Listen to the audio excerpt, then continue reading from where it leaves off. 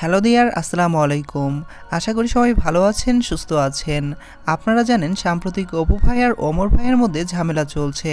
ঠিক কী কারণে ঝামেলা চলছে সেটা আমরা এখন কম বেশি সবাই জানি। যারা না জানেন আপনাদের একটু বলি।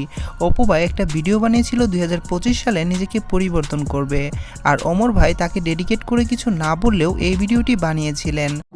যারা বলে এই বছরই শেষ, সামনের বছর থেকে এক নতুন আমাকে দেখবেন, বিশ্বাস করেন ভাই, আমি কখনোই তাদের কোনো পরিবর্তন দেখি নাই। তাই অপু ভাই ভাবতেছে তাকে ছোট করেছে, তার কাজকে ছোট করেছে, তার মাইন্ডে লেগেছে, এর জন্য এত কিছু। যাই হোক, এখন আমরা যেই টপিক সম্পর্কে জানবো তা হলো অপু ভাইয়ের একটা রিলস ভিডিও করতে নাকি 1 লাখ টাকা খরচ হয়। একটা ছোট একটা রিলস ভিডিওর জন্য 1 লাখ টাকা খরচ করে ফেলে, 1 লাখ টাকা 2 লাখ টাকা খরচ করে ফেলে।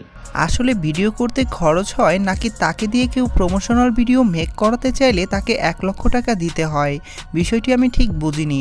আপনারা কেউ বুঝলে একটু কমেন্ট করে জানিয়ে দিবেন।